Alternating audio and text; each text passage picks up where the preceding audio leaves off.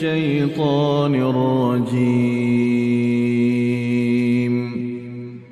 بسم الله الرحمن الرحيم.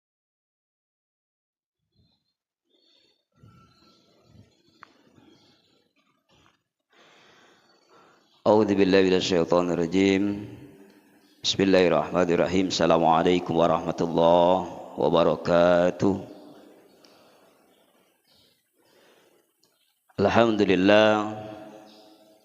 Alhamdulillahilladzi arsala rasulahu bil huda wa dinil haq liyudhhirahu 'ala dini kulli wa kafa billahi shahida. Asyhadu an la ilaha illallah wahdahu la syarika lahu wa asyhadu anna Muhammadan abduhu wa rasuluhu la nabiyya ba'da.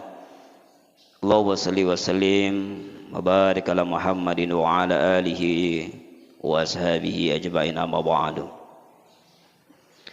Wa qala ta'ala azza wa jalla, a'udzu billahi minasy syaithanir rajim.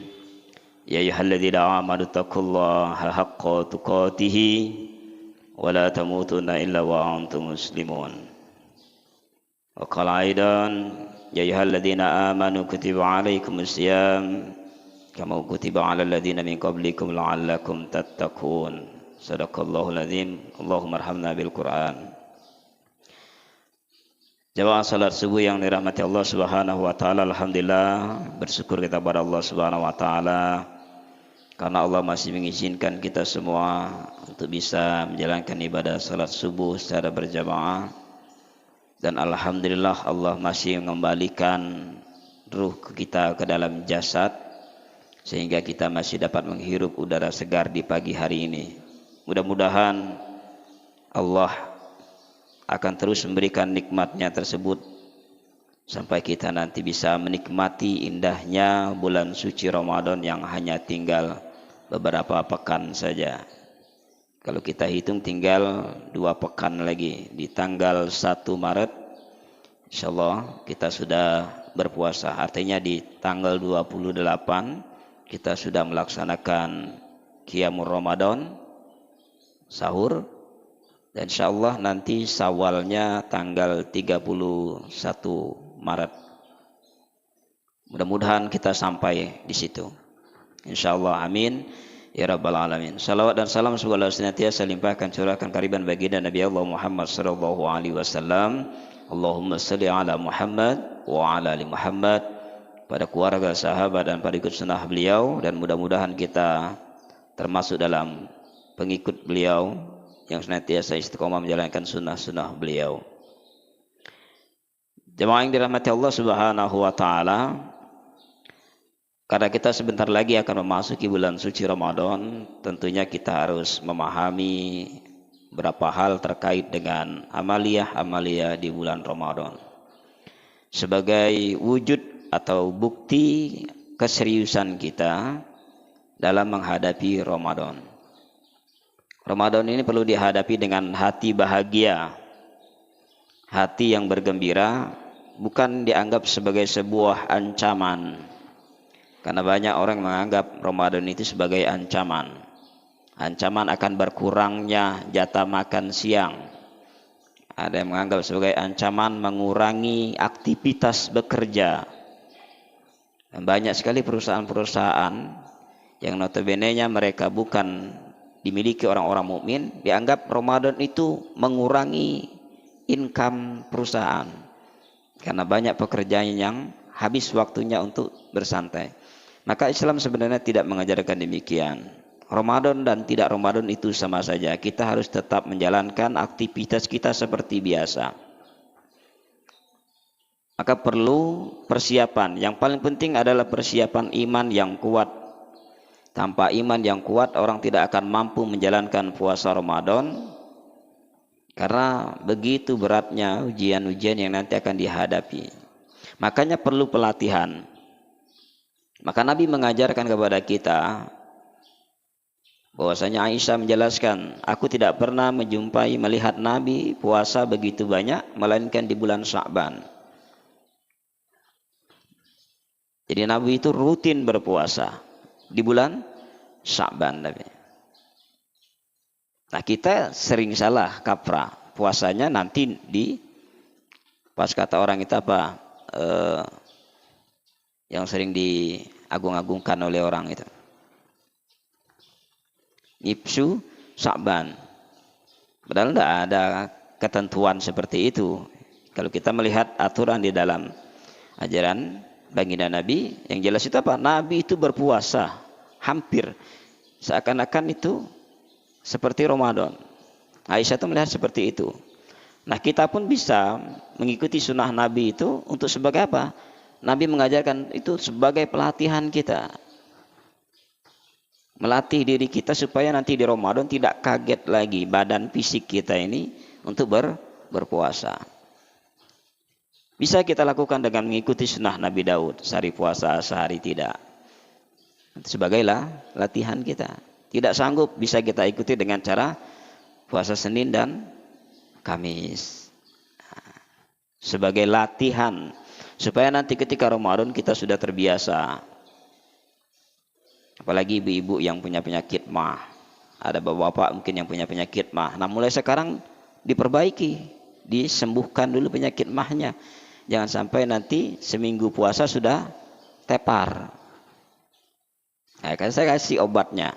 Obat mah itu gampang. Ibu-ibu nggak perlu datang ke rumah sakit air bunda. Nanti beli obat cairnya itu ya, yang warna putih harus diminum sebelum makan. Justru itu punya efek samping yang luar biasa. Efek sampingnya adalah menipiskan dinding lambung kita. Lalu apa obat mah? Gampang. Beli saja bengkuang di pasar kita ini, pasar pagi. Beli satu itu belah dua, setengahnya dimakan sebelum makan, setengahnya lagi dimakan setelah makan. Rutin saja, insya Allah sembuh yang punya penyakit mah. Insya Allah bisa menjalankan puasa Ramadan dengan baik. Nah, jemaah yang dirahmati Allah Subhanahu wa taala, lalu apa yang dimaksud dengan syiamu Ramadan? Syiamu Ramadan adalah berpuasa di bulan suci Ramadan, dan ini karena memang kewajiban kita sebagai mukmin. Ingat, Islam itu terdiri dari 5 perkara, ditegakkan oleh 5. Bersyahadat kepada Allah, asyhadu an la ilaha illallah wa asyhadu anna Muhammadar Rasulullah. Kemudian mendirikan sholat 5 waktu, subuh, zuhur, asyar, maghrib, isya. Lalu apa? Berpuasa di bulan Ramadan yang sebentar lagi akan kita laksanakan. Kemudian apa lagi? Zakat. Nah, jemaah yang dirahmati Allah Subhanahu wa taala, mulailah mempersiapkan sebelum Ramadan datang ini, mempersiapkan apa? Harta kita, finansial kita untuk menghadapi Ramadan. Karena Ramadan ini bulan yang luar biasa bagi kita untuk bersedekah. Karena bulan yang Allah akan lipat gandakan pahala itu beratus kali lipat. Kalau di bulan Sya'ban ini Allah balas 2 kali lipat. Bapak-bapak sekalian, ibu-ibu sudah sholat subuh berjamaah di masjid mendapatkan pahala 27 derajat. Karena ini bulan Sya'ban Allah balas 2 kali lipat. Tapi di Ramadan, Masya Allah, lebih dari itu. Dan hebatnya lagi, puasa. Puasa Allah tidak memerintahkan malaikat untuk mencatatnya. Khusus puasa kata Allah apa? Biar aku sendiri yang memberikan nilainya. Subhanallah, jadi begitu luar biasa. Nah, itu puasa Ramadan. Nah, hukumnya apa? Hukum puasa itu adalah wajib. Artinya ketika kita melakukannya akan mendapatkan pahala, ketika ditinggalkan dosa, mendapatkan dosa. Kenapa? Karena kita sudah mengingkari perintah Allah. Ini boleh kita buka di dalam suratul Baqarah ayat 183, dia juga dalam Al-Baqarah 185. Menunjukkan kewajiban kita untuk berpuasa.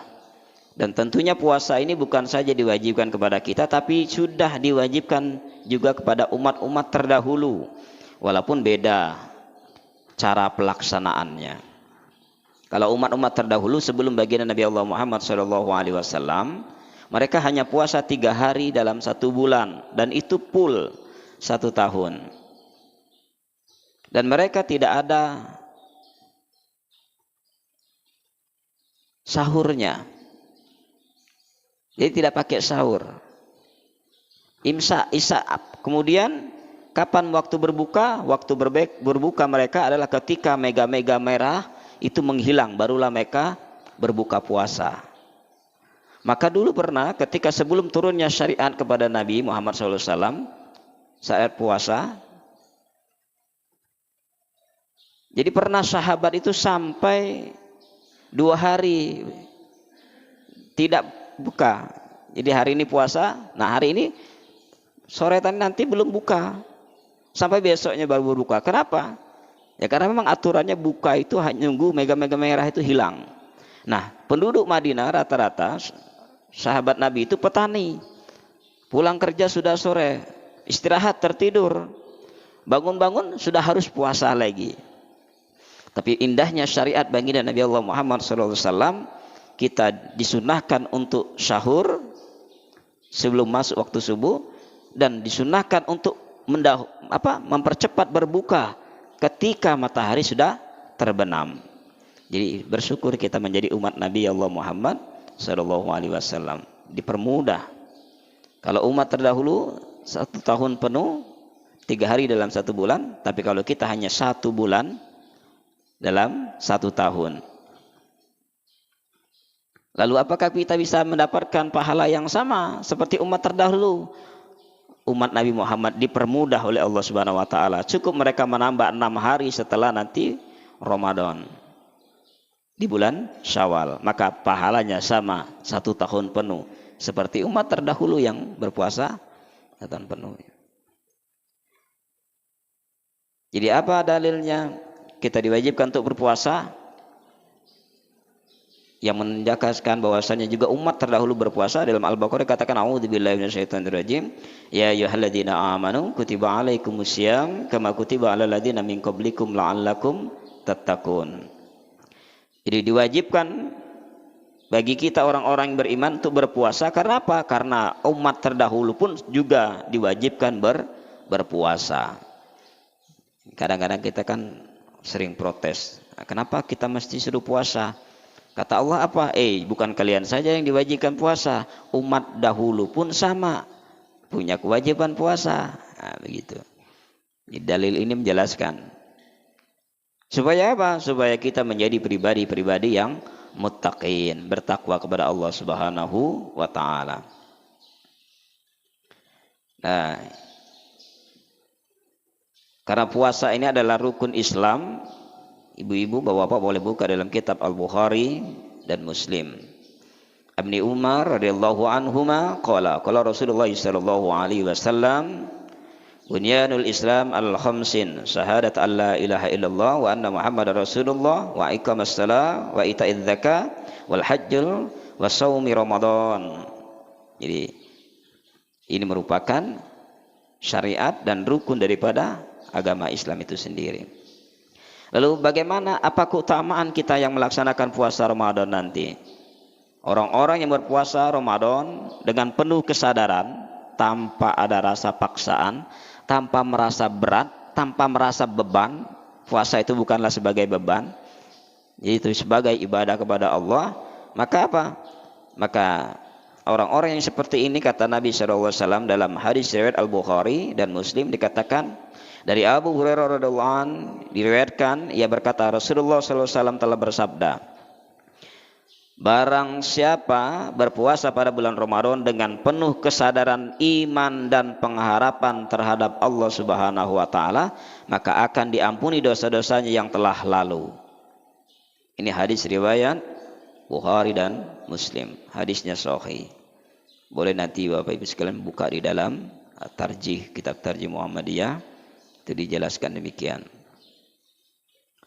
Begitu halnya juga dalam riwayat lain dikatakan dari Abu Hurairah, Rasulullah SAW bersabda, salat 5 waktu, salat Jumat dan puasa Ramadan menghapus dosa yang dilakukan antara yang satu dengan yang berikutnya selama tidak dilakukan dosa-dosa besar. Jadi begitu luar biasanya kalau kita menjalankan Ramadan. Artinya dosa-dosa antara nanti Ramadan ini dengan Ramadan yang akan datang, Allah akan hapus kesalahan-kesalahan kita, kecuali tidak melakukan dosa besar. seperti perbuatan syirik. Dan yang paling penting adalah Allah akan memberikan pahala yang berlipat-lipat ganda. An Abi Hurairah radhiyallahu anhu qala Rasulullah sallallahu alaihi wasallam yaqulu Allahu ta'ala kullu amalin ibni Adam lahu hasanatu bi asyri amsalha ila sab'i mi'ati di'fun ila siyam huwa ana ajrihi bihi innahu yatraku ta'am wa syahwatu min ajali wa yaturuku syahram wa syahwatu min ajli fahuwa wa ana ajri. Dikatakan dari Abu Hurairah radhiyallahu an, ia berkata Rasulullah shallallahu alaihi wasallam bersabda, Allah Subhanahu wa taala berfirman, setiap amal anak Adam manusia adalah untuk dirinya dan ganjarannya adalah kebaikan yang dilipat gandakan 10 kali lipat hingga 700 kali lipat kecuali puasa. Dia adalah untukku, aku membalasnya dengan tanpa batasan. Orang yang berpuasa itu meninggalkan makanan dan syahwatnya demi aku, dan meninggalkan minum dan syahwatnya demi aku, maka puasa itu adalah untukku dan aku sendiri yang membalasnya. Ini hadis riwayat Ad-Darimi. Jadi dari hadis ini dikatakan, dari hadis satu dan hadis-hadis lainnya, artinya orang-orang yang berpuasa itu nanti akan mendapatkan balasan yang begitu luar biasa. Kalau ibadah sholat kita, zakat kita, sedekah kita, Allah nanti akan balas sampai 700 kali lipat. Tetapi puasa Allah balas lebih dari itu, dan sesuka hati Allah untuk memberikannya. Kenapa? Karena kita sudah mengikuti, menjalankan perintah Allah. Kita rela meninggalkan syahwat kita hanya demi Allah. Kita rela meninggalkan makan minum kita hanya demi Allah. Jadi Allah sendiri yang akan membalasnya, karena tidak ada kaitannya dengan kita, karena kita benar-benar kepada Allah Subhanahu wa ta'ala. Jadi begitu luar biasa. Dan dikatakan juga di dalam hadis lain, dalam hadis riwayat Muslim, orang-orang yang berpuasa 1 hari saja di jalan Allah akan dijauhkan dari api neraka 70 tahun. Dari Abu Sa'id Al-Khudri radhiyallahu an diriwayatkan bahwa ia berkata, aku mendengar Rasulullah SAW bersabda, barang siapa yang berpuasa 1 hari di jalan Allah akan dijauhkan Allah dirinya dari neraka sejauh 70 tahun. 70 tahun di situ jangan dibayangkan dengan waktu yang sekarang. Dunia ini kalau disamakan, kita mau bandingkan dengan waktu nanti di yaumil qiyamah, kalau kita baca dalam Al-Quran, waktu di dunia ini hanyalah tidak lebih kurang setengah jam saja. Bayangkan, kita sudah merasa ada yang sampai 60 tahun, ada yang 100 tahun, bahkan sekarang sudah berapa? Sudah tahun 2026, itu pun hitungan Masehi. Di dalam Al-Quran hanya jadi apa? Dunia ini tidaklah hanya setengah jam saja. Nah, sementara nanti di yaumil qiyamah Allah akan jauhkan kita dari neraka itu 70 tahun. Masya Allah. Begitu lamanya waktu yang Allah berikan. Artinya kita terhindar dari siksa api neraka. Itu yang akan Allah balas buat orang-orang yang berpuasa. Nah, ada hikmah bagi orang-orang yang nanti menjalankan ibadah puasa itu. Yang paling pertama adalah dia akan memiliki cenderungan yang kuat untuk melihat puasanya dalam pemenuhan tuntutan keinginan yang bersifat jasmani. Ini yang sesuai disyariatkan di dalam Al-Quran di surah ketiga ayat ke-14. Di puasa itu mengajarkan kepada kita untuk hidup bukan hanya kebutuhan seksual saja, jasmani saja, tapi kita butuh juga secara rohani. Karena diri kita ini terdiri dari 2 unsur. Ada unsur jasad, ada unsur ruh. Ketika ruh Allah tarik, maka jasad tidak ada maknanya sama sekali. Ada ruh tanpa jasad, tidak juga bisa kita melakukan kegiatan seperti saat ini. Kedua-duanya perlu dikasih nutrisi. Kedua-duanya perlu dijaga, dan puasa itu menjaga jasad kita. Karena tubuh kita juga butuh istirahat. Tubuh kita juga butuh perbaikan. Ibarat mesin itu butuh istirahat. Nah, orang-orang yang berpuasa itu nanti di dalam organ tubuhnya, sel-selnya itu ketika di siang hari kita kekurangan nutrisi. Tubuh kita kekurangan makanan. Maka nanti tubuh kita akan memakan lemak-lemak yang ada dalam diri kita sendiri. Termasuk penyakit-penyakit kanker dan lain sebagainya itu, sel-sel yang tidak berguna, yang menggerogoti itu nanti akan dimakan oleh tubuh kita sendiri sebagai nutrisi. Jadi puasa itu setelah dikaji oleh ilmuwan Jepang, ternyata luar biasa. Orang yang rajin puasa akan terhindar dari penyakit kanker, penyakit tumor dan lain sebagainya. Kenapa? Karena penyakit-penyakit itu sudah dimakan oleh tubuh kita ketika kita berpuasa. Itu hikmahnya. Nah, jemaah yang dirahmati Allah Subhanahu wa taala, lalu berapa hal apa saja yang membatalkan puasa? Tentu yang perlu kita pahami, pertama adalah memasukkan sesuatu ke dalam tubuh, yaitu mulut kita. Baik mulut ataupun hidung, misalkan seperti makan, minum, termasuk obat, atau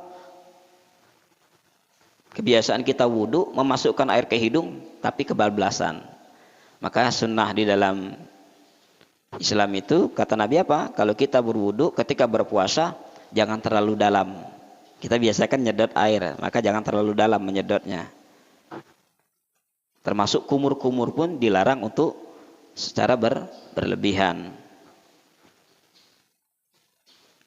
Lalu apa yang bisa membatalkan puasa? Selain memasukkan tadi, bagi perempuan adalah yang mengalami haid atau nifas. Nah, ini batal puasanya.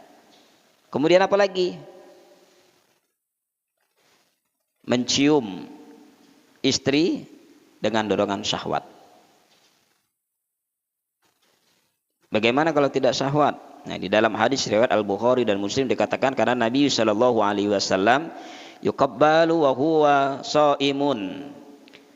Nabi sallallahu alaihi wasallam ketika berpuasa dan berpelukan ketika berpuasa, namun beliau adalah orang yang paling mampu mengendalikan birahinya.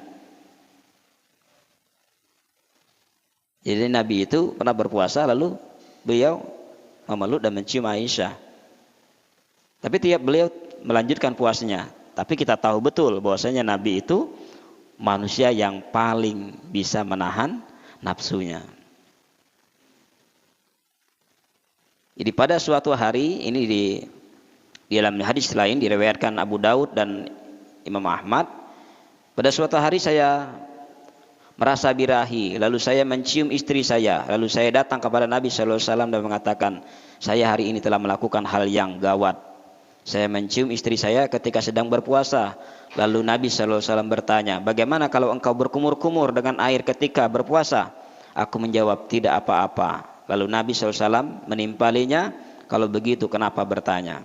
Jadi kalau asalkan kita tidak ada birahi, tapi lebih baik kita hindari. Khawatirnya kita tidak mampu menahan syahwat, jadi bisa membatalkan puasa. Kemudian keluarnya mani dengan sengaja, meminum obat, nah itu bisa membatalkan puasa. Jadi lalu bagaimana kami bisa menyalurkan syahwat? Nah, di dalam tuntunan Islam bukan berarti tidak boleh kita, ya. Boleh saja. Kadang orang bertanya, boleh nggak kami melakukan hubungan suami istri di bulan Ramadan? Boleh, asalkan bukan di siang hari, tapi di malam hari. Ini dikatakan an Aisyah wa Salamah ar-Rasulullah sallallahu alaihi wasallam kana yadurikuhul fajri wa huwa junubu min ahlihi summa yaghsilu wa yasumu. Dari Aisyah dikatakan dan Salamah diriwayatkan bahwa Rasul sallallahu alaihi wasallam pernah junub ketika telah terbit fajar, kemudian beliau mandi dan berpuasa. Nah, jadi boleh saja di malam hari, asalkan nanti sebelum sholat subuh kita sudah mandi wajib. Jadi begitu luar biasanya Islam mengatur. Lalu bagaimana ini setelah berpuasa tentunya malam kita disunahkan untuk melakukan qiyamul Ramadan. Nah, qiyam Ramadan ini adalah sholat tarawih. Jadi masyruq, Nabi SAW menganjurkan kita untuk melaksanakan qiyamul Ramadan, mengajak keluarga kita, tentunya istri anak kita untuk melaksanakan qiyamul Ramadan atau sholat tarawih. Lalu apa dalilnya? Dari Abu Hurairah dikatakan bahwa Rasulullah SAW bersabda, barang siapa melakukan qiyam Ramadan atas dasar iman dan harapan pahala dari Allah Subhanahu wa taala, maka diampuni dosa-dosa yang telah lalu. Dan Ibnu Ish'ab Az-Zuhri ini dalam kitab beliau halaman 124 sampai 742 mengatakan bahwa Rasulullah SAW wafat sedang keadaan adalah demikian itu, kemudian keadaannya juga demikian pada masa Khalifah Abu Bakar Umar radhiyallahu an. Hadis riwayat Al-Bukhari. Nah, jemaah yang dirahmati Allah Subhanahu wa taala, lalu bagaimana kita melaksanakan qiyamul Ramadan? Ada baiknya dilakukan secara berjamaah karena memang pernah dicontohkan oleh Nabi Shallallahu alaihi wasallam. Walaupun tidak full dalam satu Ramadan Nabi mengimami salat. Dan Nabi tidak melakukan itu bukan berarti tidak menganjurkan untuk berjamaah. Tapi Nabi khawatir itu menjadi kewajiban bagi umat Islam. Jadi disunahkan kita qiyamul Ramadan itu adalah secara berjamaah. Dari Aisyah Ummul Mukminin diriwayatkan bahwa Rasul sallallahu alaihi wasallam salat pada suatu malam di masjid. Lalu beberapa orang laki-laki ikut salat bersama beliau. Kemudian beliau salat lagi pada malam berikutnya dan orang-orang bertambah banyak. Kemudian mereka berkumpul pada malam ketiga atau keempat, namun Rasulullah sallallahu alaihi wasallam tidak keluar. Saya melihat apa yang kamu lakukan, kata Nabi. Aku tidak keluar menemui kalian bukan karena apa-apa, melainkan aku khawatir kalau itu menjadi wajib atas kamu, ini terjadi di Ramadan. Hadis riwayat Al-Bukhari. Dan juga yang saya bacakan tadi adalah diriwayatkan juga oleh Imam Muslim, Abu Daud, An-Nasa'i, Imam Ahmad, dan Ibnu Khuzaimah dan Ibnu Hibban. Jadi dari hadis di atas dapat kita pahami bahwasanya sunnahnya salat tarawih itu adalah berjamaah dan dilakukan di masjid. Jadi jangan ada alasan, Nabi saja kan cuma 3 hari di masjid, selebihnya di rumah. Oh, ngikuti sunnah kita di rumah saja. Tidak demikian. Nabi kenapa tidak melanjutkan setelah 3 hari di masjid itu bukan berarti Nabi tidak lagi ke masjid. Lalu Nabi setelah itu kembali ke masjid lagi. Nabi hanya khawatir nanti itu menjadi suatu hal yang wajib. Itu yang perlu kita pahami. Lalu salat tarawih lebih afdal kapan dilakukan? Nah, ini banyak sekali hadis-hadis yang menerangkan. Dari Aisyah Ummul Mukminin diriwayatkan bahwa Rasulullah SAW bersabda. Nah, ini sama seperti hadis yang dibacakan tadi. Kita lanjutkan dari Abu Dzar diriwayatkan bahwa berkata, kami berpuasa pada suatu Ramadan bersama Rasulullah SAW, lalu kami minta kepada beliau, wahai Rasulullah, alangkah kiranya engkau sholat sunnah bersama kami pada sisa malam ini. Lalu beliau menjawab, sesungguhnya barang siapa yang melakukan qiyam bersama imam hingga selesai, maka akan ditetapkan baginya pahala 1 malam. Hadis riwayat At-Tirmizi, Abu Daud, An-Nasa'i, Ibnu Majah. Jadi ketika kita mau sholat Ramadan berjamaah di masjid, maka Allah akan hitung pahala itu seperti halnya kita sholat 1 malam penuh. Jadi Masya Allah, luar biasa pahalanya. Apalagi kita laki-laki ya, gak ada alasan untuk sholat di rumah sendirian tarawih. Jadi sunnahnya adalah di masjid secara berjamaah. Dan kita dapatkan pahala yang luar biasa. Lalu bagaimana rakaat tarawih? Nah, ini saya akan bacakan hadisnya. An Abi Salamah ibni Abdurrahman annahu sa'ala Aisyah radhiyallahu anhu kaifa kanat salatu Rasulullah sallallahu alaihi wasallam fi Ramadan faqalatu ma kana yazidu Ramadan wala fi ghairi ala 11 raq'atan yusallu arba'a fala tasal an abi husnihin wa tulihinna thumma yusallu arba'an fala tas an husnihinna wa tulihinna thumma yusallu salasan. Fakultu ya Rasulullah atanamu qabla antu tir. Qala ya Aisyah inna ainani tanamani wala yanamu qalbi. Dari Abi Salamah Ibnu Abdurrahman diriwayatkan bahwa dia bertanya kepada Aisyah radhiyallahu an tentang bagaimana salat Rasulullah di bulan Ramadan. Lalu Aisyah menjawab, beliau salat di bulan Ramadan dan bulan lainnya tidak lebih dari 11 rakaat. Beliau salat 4 rakaat, maka jangan kau tanyakan tentang baik dan lamanya. Kemudian beliau salat lagi 4 rakaat, maka jangan kau tanyakan baik dan lamanya. Kemudian beliau salat 3 rakaat. Lalu Aisyah bertanya, wahai Rasulullah, apakah engkau tidur sebelum mengerjakan witir? Beliau menjawab, wahai Aisyah, kedua mataku memang tidur, tetapi hatiku tidak tidur.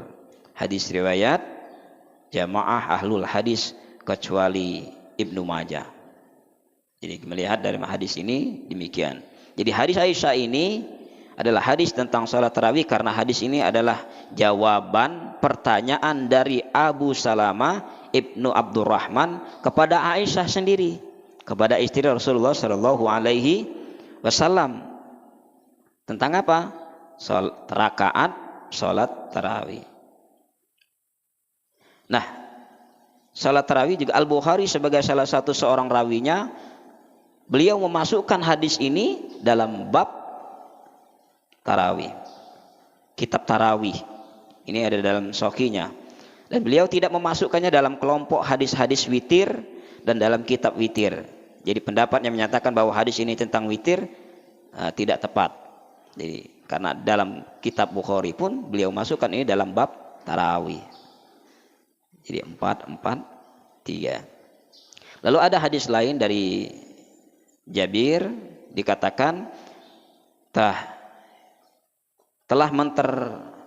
mewartakan kepada kami atau memberitakan kepada kami Utsman ibnu Abdullah At-Talham, ia berkata telah memberitakan kepada Abu Ja'far Al-Humaid, ia berkata telah mengabarkan kepada Yakub ibni Abdullah, ia berkata Rasulullah SAW salat bersama kami di bulan Ramadan 8 rakaat dan melakukan witir, lalu pada malam berikutnya kami berkumpul di masjid dan mengharapkan beliau keluar, tetapi beliau tidak keluar. Kami masuk menemui Nabi SAW dan mengatakan, wahai Rasulullah, tadi malam kami berkumpul di masjid dan berharap engkau salat mengimami kami.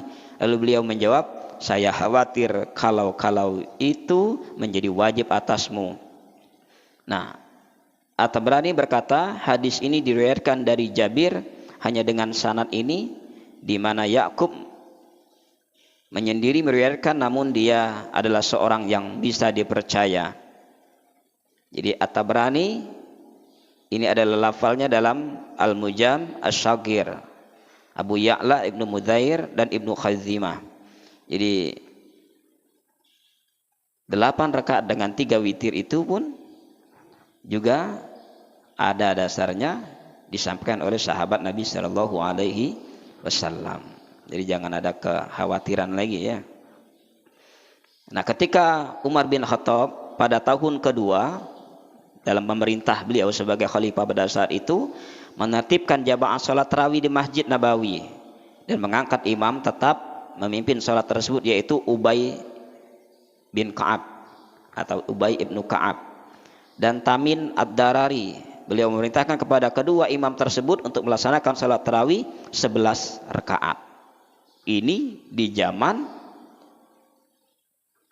siapa tadi? Umar ibnu Khattab.